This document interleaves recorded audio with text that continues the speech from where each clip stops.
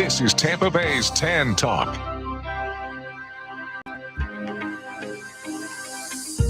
It's time for FLALAW. To you by the personal injury attorneys of Paranick, Caulfield, Averill, and Noyes. This hour will be informative, along with taking your questions and comments. Now, here are your hosts for today's show. That's right. We are back with FLALAW live on the radio. Thank you for joining us. Hopefully you are a faithful listener and you know that FLALAW comes to you live every Tuesday at 5 o'clock. And I am here with a special co-host who I'll introduce in a minute. I'm very, very excited for tonight's show. We're going to be going over some summer tips and safety for all the kiddos that are out of school this summer. We know that we're just about halfway through the summer. We've got about 6 weeks remaining. I know that might be sad news for any kids or teachers that are listening, but we are only about 6 weeks left in the summer, but a lot can happen in those 6 weeks. And we obviously want all the students and teenagers and college students that are home for the summer or, spending more time, at the pool, at the parks, on digital devices, and all those types of things that they're being safe when doing so, because I know that just about everyone listening can probably think of stories and sad things that have occurred, injuries and accidents for children who aren't necessarily being the most safe when they're at the pool or they're riding the bike, especially with e-bikes and scooters and just all the different things. So this is going to be a fun summer show for our kiddos. But before I get into the format for tonight's show and to talk about who I have here live in the studio with me, I want to, of course, let everybody know how to continue to listen in and share for tonight's show. We are, of course, live on the air. Hopefully you're tuning in from your radio, 106.1 FM and AM 1340. So if you're getting in your car, that's a way for you to listen along for the next hour. But we also are streaming. So I want you to know all the different ways that you can continue to listen to our live stream. And you can leave comments in the stream, and also we'll read those if you have any questions or comments to add about our summer safety show tonight. You can do that on Facebook or YouTube. So to make that clear, there are 2 ways you can do that. If you search Paranick, Caulfield, Averill, and Noyes Injury Lawyers on Facebook or YouTube, you should be able to find the live stream now. You should see a red circle around our logo that lets you know that we are live. And if you click on that, either on Facebook or YouTube, then you'll find the live stream. You'll see us in the studio. And you can, like I said, you can leave your comments or questions in the comment section, and we'll read those out throughout the show. If you have some summer safety tips for the students that are out of school during the summer, things that maybe you've observed or put into practice with your own children that you find to be effective to make sure everyone's safe this summer, feel free to add. We'd love to hear from you. You can put those comments in the chat box, or you can call in. The number to call into the studio tonight is 727-441-3000. Again, our call-in number tonight is going to be 727-441-3000. That's how you call in if you have any questions for me or my co-host tonight. And with that being said, I would love to introduce you to who I have here with me in the studio. Probably the most beautiful guest that I've had ever. My own daughter, my 10-year-old, who is here with us tonight. So I figured who better to help us talk about summer safety tips than somebody who is obviously dealing with these things themselves and trying to learn and navigate the best ways to be safe. And I want her to obviously be a leader and not a follower, and be able to help her friends and other people stay safe, because there's a lot that goes on in the summer. Kids, like I said, are riding their bikes, they're playing in the pools, they're going to water parks, they're on e-bikes and scooters, or they're spending a lot of time on the internet in, chat groups and things like that. Or they got some firework plans coming up on the 4th of July this weekend. So there's a lot of different things that can happen and can go wrong if you're not being safe. So that's why it's really important that kids hear from not only adults, but somebody their own age who might be able to help give them helpful tips. So why don't you introduce yourself and tell everybody what your name is? Okay, so my name is Mikayla. Okay, Mikayla, and how old are you? I'm 10 years old. And what are you going to be here to do tonight? I'm going to be basically helping other kids and adults learn about safety summer tips. Okay, perfect. And one of the reasons why I wanted to have her come on because she was lucky enough to be selected as one of the students that get to do the morning news announcements at school next year. So she needs a little bit of practice over the summer to help her get used to talking and being an announcer because she'll be reading the school news and broadcasting out through over the school not every morning, but some mornings you'll be on the schedule to do that. So what better way to get her acclimated to that by practicing with mom today? So it's an unofficial take your child to work day. And she's unofficially here with me and going to be discussing some of these important topics, things that she knew about herself, but also things that she's looked up and found some helpful tips for our listeners tonight. So we'll start a little bit easy and then we'll get into the nitty gritty of it. I think one of the biggest things I think a lot of kids do in the summer is go to the pool, right? Mm-hmm. Yeah. So what do you think is one of the most important summer safety tips about swimming or going to the pool? Well, first you should be with an adult, especially if you know you cannot swim. Right. And make sure you wear your life jacket, and also ask your parents if you guys can get into some swimming lessons. That's a good idea. It's very, very important, especially if you own a pool or you live near a body of water, and just living in the state of Florida, we're surrounded by water all the time. Swimming lessons are very, very important. I know sometimes there's a lot of free programs throughout the county at the rec centers that do offer free swimming lessons or at low cost. So if they're not entirely free, you don't qualify for the free lessons, you may qualify for low cost swimming lessons. And it's a wide age group. So you could be from infants and toddlers all the way up to much older kids who may not know how to swim. Because out of everything that you mentioned, I think that's one of the biggest keys to being safe around the pool is, of course, learning and knowing how to swim, because drowning, unfortunately, is a big problem that we have here in the state of Florida. And sometimes that can come because kids don't know how to swim, but it also can come in other ways of like horseplay and things like that. Do you have any tips about, how you should act and conduct yourself when you're at the pool? Yes, so a lot of kids get super excited when they go to the pool and they have a friend or they make a friend and they start playing underwater games and stuff, and they get too wild and start dunking each other, pushing each other under the water, Right. and they might not be able to swim, so they could drown.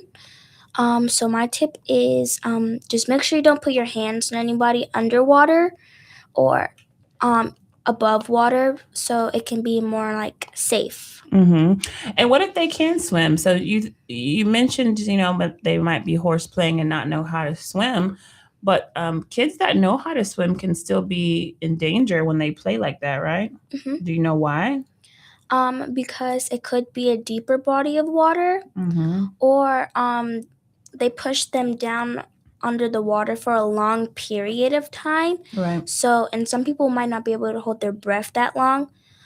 So they could like lose their breath or like drown and stuff like that. Yeah, and they could hit their head. A lot of times, the pool, the edge of the pool, the bottom of the pool, these are all very concrete structures. People can hit their head if they're horse playing, and there's all kinds of kids jumping around and splashing. You may not even realize that somebody didn't come up out of the water because you guys are playing and having fun, and somebody doesn't realize that maybe another kid hit their head, or they slipped and they fell, or something got caught and they weren't able to come out of the water, and you won't realize it until after all the horseplay is done. which is why it's a good idea not to play in such a rough manner, right? Mm-hmm. And we're always walking around the pool, right? Should anybody be running and chasing each other around the pool? They should? No, I'm agreeing. You're saying that they should? I said, should anybody be running or chasing around the pool? No. Exactly. Because what can happen when you do that? Someone could like slip and fall because like there's always like puddles of water. Mm-hmm. They could slip and fall, hit their head, or like slip. Because that can even happen even when you're not running. So you definitely don't want to add to the risk by running and chasing someone, especially older kids like you who are, the Big 10. If younger kids that are like 5 and 6, if they see the big kids running, they're going to take influence. Right. And they're going to run and they're going to fall. And that could easily cause them to slip into the deep water. And someone might not notice that they're even there, And if they fall in and no one's paying attention, that could lead to drowning, right? Mm-hmm. Sadly, like I said before, Florida has one of the highest rates of childhood drowning in this country, which is why our state does have very specific pool safety laws. And this is obviously for the benefit of our listeners who have residential pools and homeowners. They're generally required to have at least one approved safety feature, such as a fence that's at least 4 feet high around the pool with a self-closing, self-latching gate, a pool safety cover, or alarms or doors or windows leading to the pool area. So those are some of the safety measures that you have to have in place as a residential pool owner. So if you realize that maybe your fence is broken or your alarms aren't working, the latches aren't on your pool, or your pool, you had to remove your pool cover and you don't have one right now, you have to have at least one of those things in place to be in compliance, especially with pools that may be open and able to be seen, because kids can wander in. They can get access. Maybe if they sneak out and they're able to get into your pool, you want to make sure that you have all those measures in place, that your fence around it is high enough, that the latches are locked, so that if there is a child that wanders, those things are in place, because we do hear a lot of sad stories about drowning, especially even more now when we hear about children that are on the spectrum and they get out and they're able to wander off. And unfortunately, they do sometimes end up in bodies of water and they don't make it. And so that's something that we want to always be aware of, having safe pool safety features all summer long. There was a sad story I saw recently about a social media influencer, a father who does, I guess, family type content about his family. And sadly, he lost his 2-year-old daughter, who I believe drowned in their own pool at home. And she was only 2. So I don't know the circumstances of how the little girl was able to get into the pool. But when you have these kind of things at home, mom and dad, grandma, aunts and uncles, that you have, we have those type of features, then these kinds of things can be avoided. If you have alarms, if you have latches, if you have fences, then 2-year-olds cannot get into that area without there being some sort of measure that protects them. I hear we do have a caller on the line. All right, Kevin, can you hear us? Yes, I can hear you. Hi, Kevin. Thanks for calling into FLALAW on the radio. Do you have a question for us? Yes, I'm calling from Fishhawk, Florida. Okay. Yeah, so my question I wanted to ask is, of course, kids are home with their parents and their loved ones that are being taken care of. Mm-hmm. What type of advice should we give kids if they see their parents need medical attention? Oh, yeah. And they asking for help? What type of advice we should give a kid how to handle that? That's a good question, because kids are home right now and their parents may be at home. They're working from home. They're not at school, and they may be the only ones there that are with their parents. So, Mikayla, do you have a tip for Kevin who's calling in? Can you think of anything? If you were in that situation in your home with your parents, what would you do? You don't have a phone? You don't think you would call a neighbor? I think you're just a little bit nervous because you're on the spot. What would you do? You have cell phones? Would you run outside? Would you call a neighbor? What would you do? Maybe go and like if I didn't have a phone or any device near me, I would probably go outside and like scream for help. But you do have devices, right? I would probably call 911. Yeah, that's probably the best advice, right? Mm-hmm. You think they can get a response quick enough, correct? If it's a really, really young child, Kevin, obviously we would recommend that they try to find an adult. So if there's a neighbor, someone they can go next door to find. But if they're old enough to know 911, all parents should definitely teach their kids how to dial 911 or how to alert SOS if they have an alarm system or something. So if that happens and mom and dad can't communicate and the child wants to help, they know how to call emergency services. Does that help? Yeah, so it's a good recommendation to make sure like your kids know your password for your device, They right? can get in, yeah. Where something happens, they can get in, right? Yeah, or that they at least know how to activate the SOS feature if the phone is locked. Teach them how to do that. Well, thank you. I appreciate you for calling in our summer safety tip show. we think we're grown. Yeah, we think we're grown. And nothing can happen to us because we're taking care of the child, but things can happen, right? So things can happen, absolutely. Well, thank you for calling in. I hope that answered your question. Thanks, Mikayla, for helping. Thank you so much for those advice. Have a good night. Thank you, Mikayla. You're welcome. So that's a very good point. So, a lot of times kids are home with their parents during the summer. If they're not at camp or summer school and things like that, they have to be the ones that are kind of there if something ever happens to mom or dad. So we talk about kids that fall into the pool or get hurt at the pool. Things can happen with our parents too, right? Mm-hmm. So yeah, I know it took you a little minute to think about it, but you should be grabbing that phone. If something happens to me, I want you to dial 911 right away. Don't freeze up, So kids out there, if you don't know how to use your parents' phone or you don't know what to do, this is a good time to talk to them about that because you want to be able to reach them. That way, if you have an emergency, you can call, you can get, whoever emergency contact is to come over right away. Ambulance can come and assist. And even if you're with friends. So sometimes you're out with friends and one of your friends get hurt and you don't know what to do.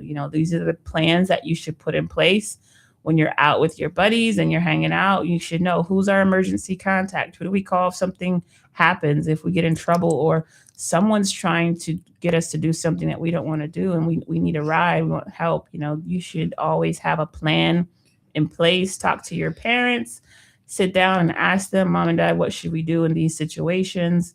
Have safety words if you're somewhere and you don't feel comfortable, but you don't want to say anything out loud on the phone over the phone. Maybe you feel like that person may know what you're saying and you want to have a safe word. You can do that too. I've heard families that have that kind of a situation where maybe the kids are hanging out or they're sleeping over at someone's house, but they don't feel safe. They can call their parents and say a safety word and the parents know to come pick them up immediately or something like that. So that is a great tip. Thanks, Kevin, for calling in and giving us that information. So any other pool rules or pool safety tips that you can think of before we move on to our next topic, Mikayla? Leaving a child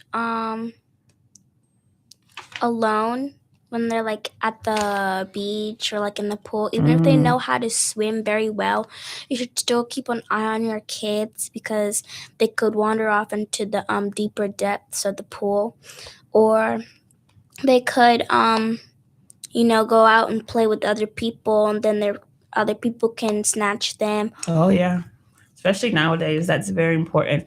Let's say this is a tricky question, so I want to see how you're going to answer this. Should parents, is it okay for them to leave if they have like maybe an older brother or sister watching them? No. Good. You actually answered that correctly. A good question. Good answer, because I think some people would say, oh, well, the older brother and sister can watch out for them and they'll be fine. I think, but nowadays, I'm sorry, but these older brothers and sisters, they're in their cell phones. They're distracted. They're doing everything but keeping an eye on their younger siblings. I'm just going to be honest. And so it's not always, the older kids are not always capable of having the same attention or reasoning to have the same judgment, I should say, as maybe a parent or an adult. So, although it may seem safe to leave your kids with an older sibling, it's probably best not to, because nowadays kids are so frequently distracted and they don't have the same judgment and knowing when to let kids do certain things and when not to. And did we mention life safety vests? I thought you had some tips about when to wear that you had found. The life jackets. The life jackets. Oh yeah. So children should wear life jackets. It's confirmed by the US Coast Guards because you know. Do you still have it on your phone? I think so. Let me see. Because you were telling me something about anytime they're around certain bodies of water that they should wear that or something around like that, or do you remember? They should have it. That's okay. Well, I do have it memorized. Okay. What was it? They need to wear it. Like you said, anytime they're in the pool, or like especially like a deeper depth of a pool, they need to wear it because like the waves could get stronger. So you mean like in the ocean or other bodies of water? Like not pools. Okay. Or maybe like if they're in a wave pool and they still don't really know how to swim. Okay. All right. So if they're riding on a boat, they're on a jet ski. Yeah, if they're in a boat, they need to wear one. Okay. Good advice. Good advice. I'm going to go ahead and shift gears because we've been seeing this a lot lately too, especially in the summer. A lot of kids ride their bikes. They're on their e-scooters, e-bikes. These are things that are really, really popular right now. And before I get to Mikayla's tips for being safe on bikes and e-bikes and things like that, I wanted to take a look at what's going on in our legislature right now. So Ed had brought it up to me, our producer, and I just took a look to kind of see what the status was. And it looks like it got vetoed. So there was a bill that was going up to the Senate to try to regulate the speed of some of these e-bikes, because we've obviously seen, so many accidents, so many crashes, people driving them recklessly, modifying them so that they can go super fast. And it's becoming problematic. And so there was a bill that had gone up through the legislature to try to regulate this and setting a speed limit for the e-bike. So from what I can see, it looks like it says Governor Ron DeSantis has hit the brakes on that bill that would have regulated the e-bikes in Florida. Concerns over increased surveillance of Floridians is part of what formed his decision to veto that measure, which was Senate Bill 382. It looks like it just got vetoed on June 25th. And what it would have done was establish a 10 mile per hour speed limit for those e-bikes and other micro mobility devices within 50 feet of a pedestrian. And then, of course, e-bike riders would have to yield to people on foot and to make some sort of an audible noise, such as a bell or voice when passing them. And anybody that violated that would be getting a non-moving traffic violation punishable up to a $30 fine. So it looks like they were trying to establish a task force for these types of incidents. And let's see what other regulations they may have had. They were looking into minimum age requirements or some sort of licensure, registration, that sort of thing, in order to be able to operate the e-bikes, which of course is not in place right now. Let's see. I'm trying to see if we have a little bit more from what DeSantis said about it. So based on his veto letter, it looks like he's felt that violators would be guilty of a non-moving traffic violation and subject to fines up to $100 that inevitably be enforced by speed detection and surveillance devices. So I guess that's how they were going to monitor the speed and things like that. And so I don't think that he was a fan of that type of surveillance over Floridians. Let's see. certainly, I don't want to do anything that's going to lead to more surveillance. I understand that law enforcement has a job, but do we really want to have policing of e-bikes? Are you going 10 miles per hour, 8 miles per hour, or whatever? I just think it was a little bit of an overreach. So that bill is dead. I think they'll probably have to tweak it. My guess is it'll probably come back in a different format, and that they'll probably change some of the regulations, but I don't think this will be going away anytime soon, because we do need to have some regulation with how these bikes are street legal, if you will, because they're like little mini motorcycles at this point, the way they're being used and driven at such a fast rate. And we're seeing a lot of accidents and injuries. So obviously at your age, you're rising fifth grader, Mikayla, almost in the fifth grade. So I don't think you may see as many kids your age with e-bikes, but some do. But we want to talk about bikes in general and e-bikes and scooters this summer, because we want everybody obviously to stay safe and not be injured over the summer break. Are there any tips that you have for these types of issues when we have riding your bike or using scooters? Is there something specific that you think kids should be doing? Well, first, in general, the summer weather is basically in Florida is really hot, so I think you should wear sunscreen. Oh, that's good. That's smart. And the UV, and then I think that they should wear protection on their knee pads, elbow pads, and Good the point. little I don't know what they're called, but for their head. You don't know what the thing is called that you put on your head when you're riding a bike? Oh my goodness. I haven't rode my bike in a long time. Yeah. A bike helmet. Oh. Oh my goodness, girl. But yeah, you're not a big bike rider, so I guess I can't fault you for that. But this is the most important thing that you should be wearing, especially, I was having a conversation with someone about this recently. If you're on these e-bikes, depending on the speed that your e-bike goes, you may have to wear special helmets for that. Sometimes what they're suggesting is motorcycle grade helmets, because if you fall at that rate of a speed or you get hit and you hit the head with just a basic bicycle helmet, it may not do or be as effective as it should be because of the level of speed that you're riding at.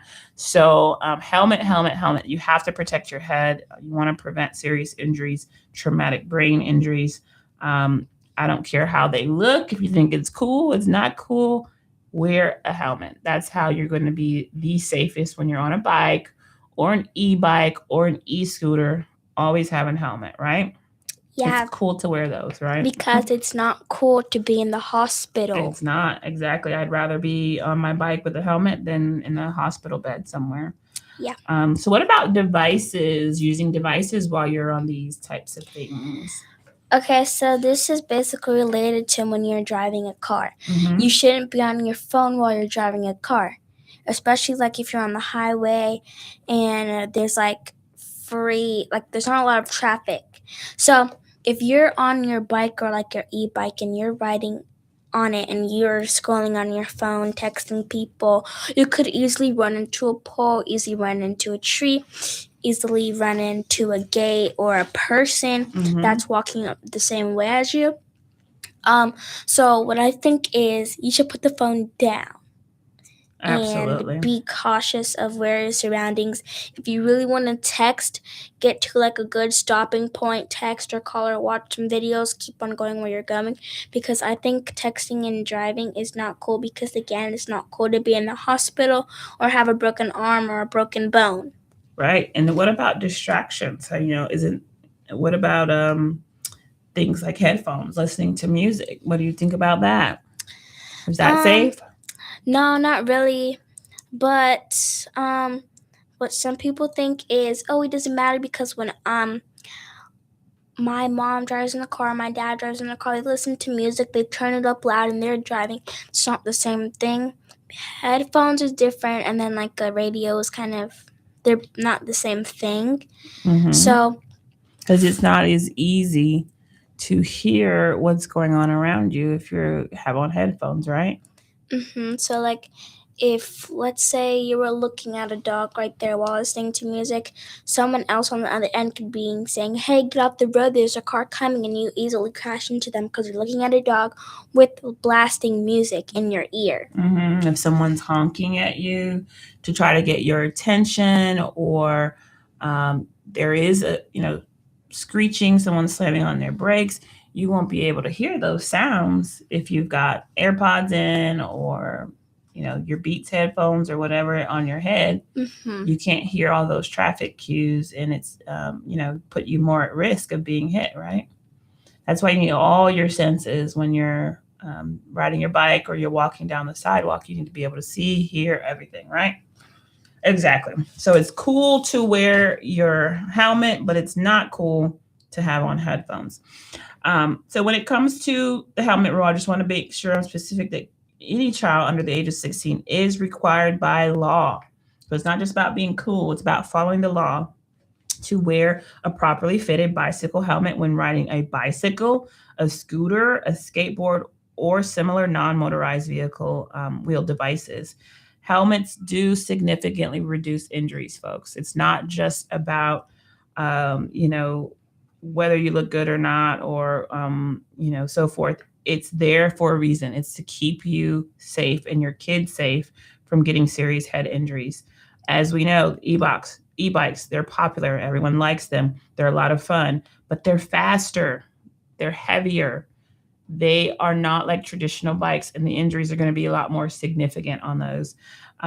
So parents should remember same rules of the road apply to e-bike riders as they do with general bikes. I don't see a lot of kids obeying those laws and rules. So parents, have those conversations with your kids about how to safely ride those e-bikes, what gear to wear, what not to do. Don't have in headphones. Don't cut people off. Don't go out in the middle of the road. Use the crosswalks.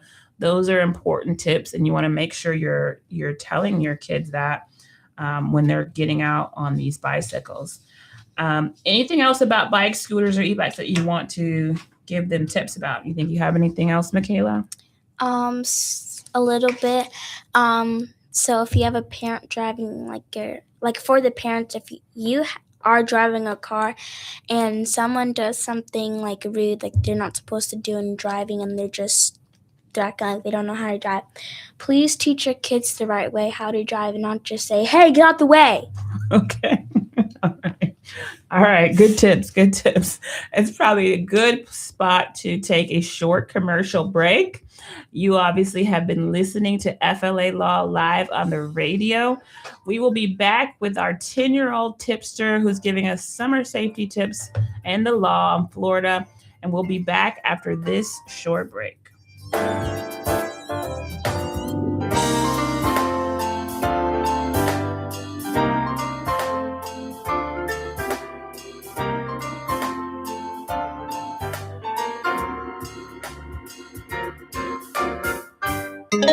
This is the Tan Talk Radio Network. After a car accident, there are many questions that you need answers to. Who pays for my car repairs? Who pays for the medical bills? What about my lost wages? And more. The personal injury law firm of Pernick, Caulfield, Averill, and Noyes has been answering these questions for their clients for nearly 70 years. Since 1955, they've been a voice of the injured in the legal system. As one of the longest established law firms in Tampa Bay, Pernick, Caulfield, Averill, and Noyes is here to answer your questions. Listen to their live call-in radio show on this channel every Tuesday evening from 5 to 6 p.m. or call them at 727-796-8282 or visit them at voiceoftheinjured.com. Offices Clearwater, non-attorney spokesperson. This is the Tan Talk Radio Network.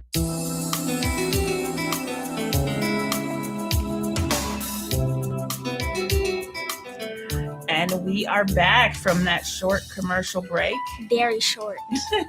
You're listening to FLA Law live on the radio. Thank you for tuning in. As you know, this is your live legal call-in talk show.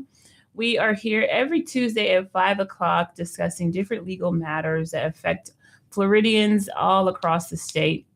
Of course, we do like to focus in on personal injury law because we are the personal injury lawyers of Parent Caulfield, Averill, and Noyes, who host the show every Tuesday. So we thank you for joining us. And tonight you have our special guest who's giving you her radio debut, my 10-year-old daughter who's on summer break, and she is here giving you tips for your kiddos who are home for the summer, to keep them safe during these next few weeks of the summer. We know that a lot of things can happen. There can be accidents and injuries, especially the type of activities that kids are involved in the summer.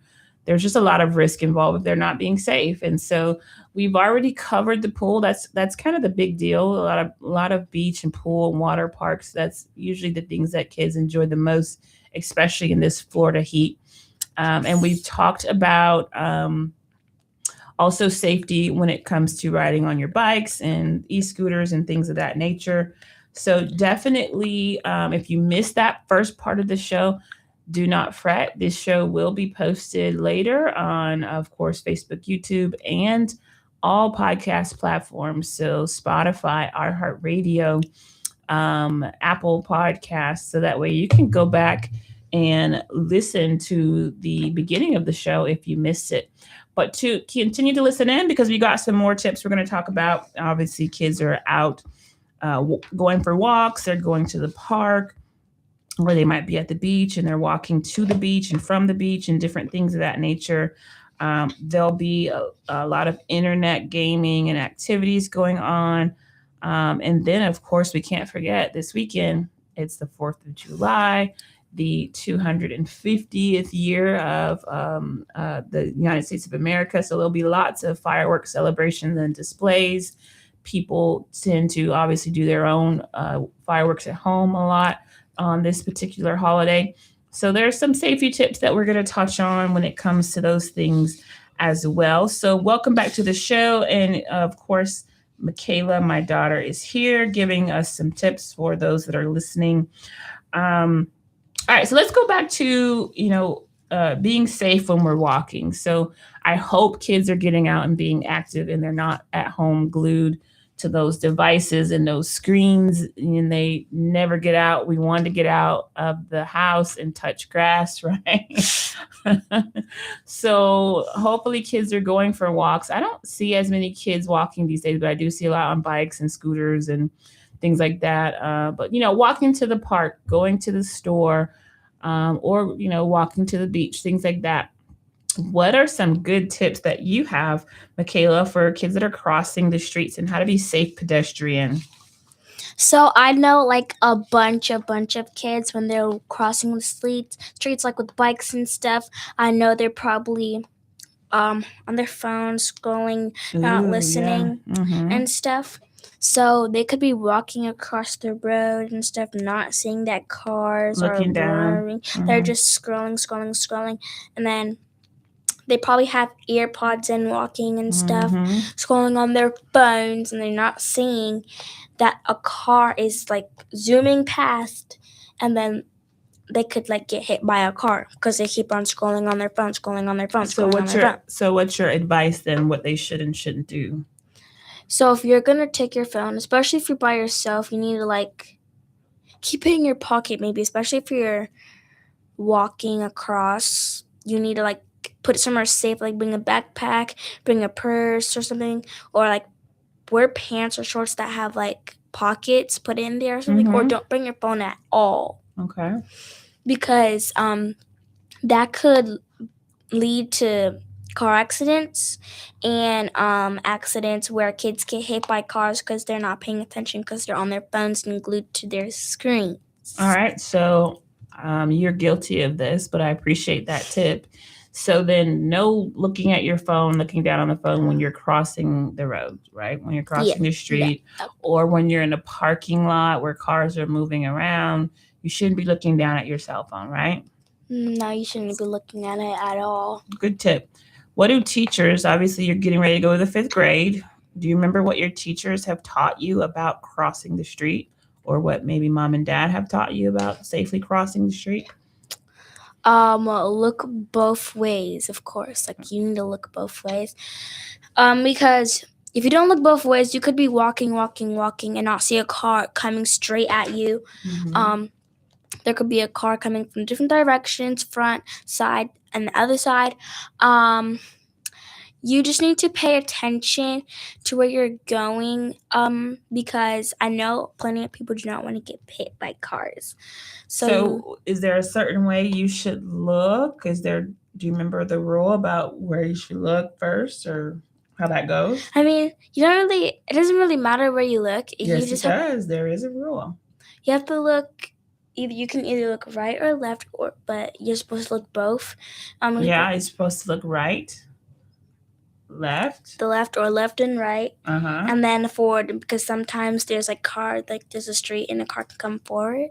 Right. I think it's left, right, and left again. Right. I believe that's the way it goes. Or both 2 times. Yeah. So you should look back both ways and then cross, right? So you shouldn't just be looking to the right because someone could be coming from your left, and vice versa. You shouldn't just look to the left because someone could be coming to the right. So it's always good to look both ways twice. Then you proceed to cross the street. Is there a specific place that you should go in the roadway to cross? It's mostly the sidewalk, but sometimes the roads don't have sidewalks because you could be taking a stroll or a walk in the middle of the road. So try to get to the side a little bit, maybe on the grass or something, but please don't get on someone's property, but try to get on the grass or somewhere safe, because you can't be walking all up in the road when people are trying to drive for slowly. When there aren't any sidewalks available? Yeah, you're taking up other people's times. But if there is a sidewalk, you need to go to the sidewalk for your safety. Okay, but what about when you're trying to get from one side of the road to the other? Should you look for any specific spot? A crosswalk. Exactly. Thank you. That's the question that I was trying to get to. So you shouldn't be crossing the road in the middle of the street, in places where there aren't any crosswalk markings, because drivers are not expecting people to cross the street at those points. And even if you think it might be safe and that there's no cars coming, if you go out into the middle of the roadway and you're not in the crosswalk, then someone may not anticipate that that's what you were about to do. But when you're at the intersection where you know that there's, the crosswalk markings, you know what I'm talking about, that painted area, then it's easier for drivers to see you there as a pedestrian, right? Exactly. So what about colors? If you're walking and it starts to get dark and people are driving, is it easier for them to see you when you're wearing certain colors? Do you know that rule? If you're so honestly, if I were gonna take a walk, and by the time I probably get back home, it would be dark.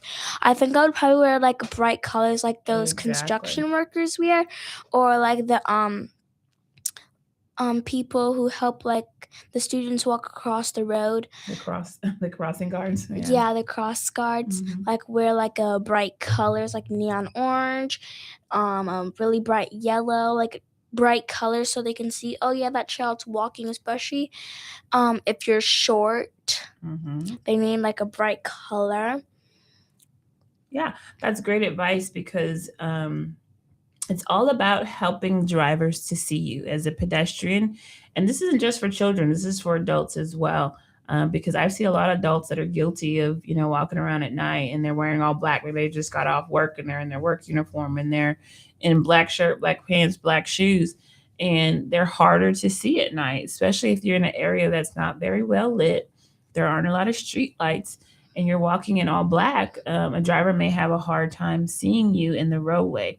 And so that is very, very good tips for kids to make sure if you're going to be out and you're walking around and you're and it's getting dark out, and you want to make sure you have on bright colored clothing, white.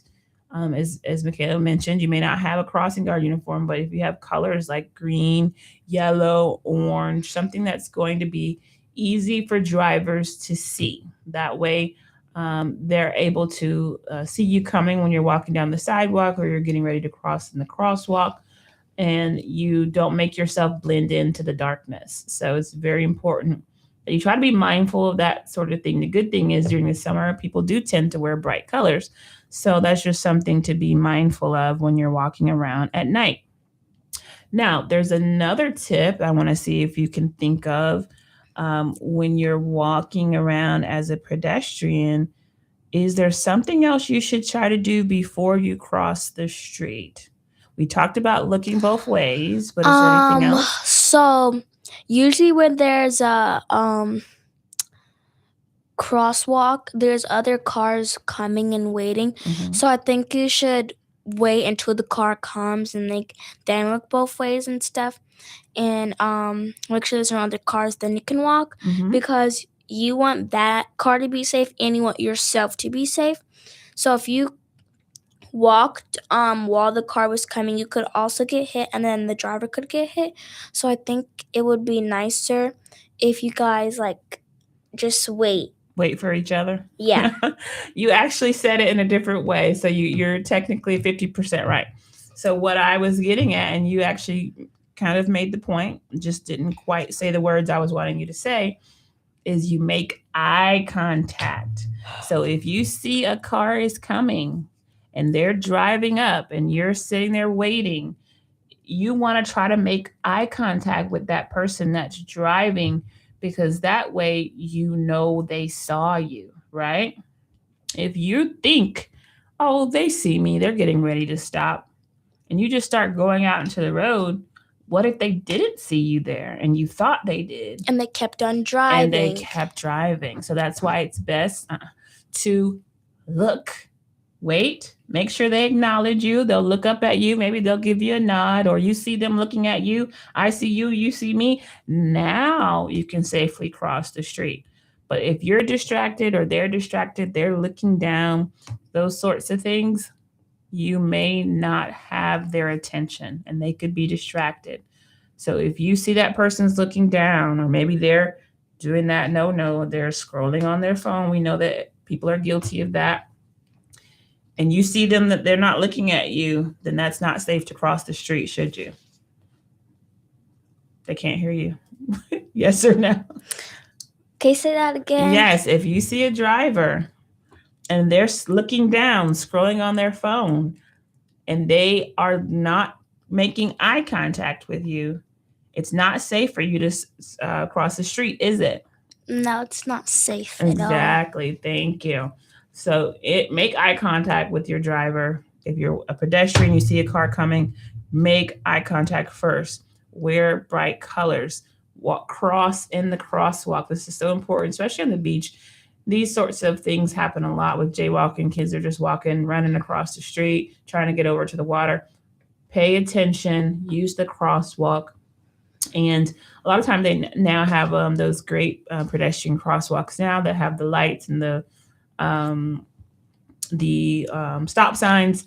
Use those. That way you know people see you before you begin to cross the street. And that should lead to strangers? I don't know if we'll have time for that. We'll try to get to that very quickly, because I do want to also talk a little bit about fireworks, because we know people are going to be having a lot of fun on the 4th of July. Oh, yeah. So let's see. Do you have a really important tip about strangers that you want to talk to our listeners about? Yeah. So that kind of the walking can lead to strangers, like walking alone and stuff. And there's other people there. Because there's a great chance that when you're walking, there's other people walking too. So when you're walking, just make sure you are aware. Stranger danger, right? Mm-hmm. Just be very, very mindful. Not everyone is friendly. Not everyone has your best interest at heart. So kids, talk to your parents about who you should get in cars with, who you're allowed to take rides from, where you're allowed to go, where you're not allowed to go. And just be very mindful that every stranger is not necessarily going to be a kind or nice person. Now, we talked a little bit about this earlier before we got on the air. We had a brief conversation about games like Roblox and different things there. I know there's been lawsuits involving Roblox because of its chat features that allowed children to be able to talk to strangers on those platforms. And there was no regulation as to whether these kids were talking to kids or talking to grown-ups. Yeah, like voice chat. There's 2 types of chats. Voice chat. They can actually, if you sign up for it, they can actually hear your voice. So like if you have voice chat, you're gonna join a server with other people that have voice chat, so you can basically hear their voice and you're talking back and forth with them. And then Roblox did add this thing, but it's not that safe. They like make you take a picture of yourself to like see your To age verify group, your age, yeah. which is not accurate. Some older people, like 18, got put in like the 9 to 12 group. It's not accurate at all. So if you look a lot younger than your age, then you might be able to get into younger age groups and talk to younger kids. Yeah. Which then that could lead to their friends get their right age group, and then they can talk to their friends that they know in real life. Yeah. And it's kind of like sad. Right. And there's just a lot of unsafe things that go on online. Kids become exploited. And so parents, there's not one, single Florida law that I can think of that covers, the online safety of kids. There are a lot of, federal laws and states and things that do protect children from online predators and exploitation. Cyber stalking is obviously a big deal. Cyberbullying, trafficking, there's all kinds of things that can come out of unsupervised online attention. So parents, just be very mindful of what your kids are doing online all summer long, making sure they're not sharing personal information, your address, what school they go to, phone numbers, people that they're meeting online, because a lot of times they don't know who these people are and they could be adults and not children. So just be very, very adamant with your children. Have good conversations with them about their online activity. Put all kinds of blocks on them, because I have that on Mikayla's phone. There's certain sites and things that they just can't do. You can shut down those chat features and make sure they just don't have access to that kind of stuff.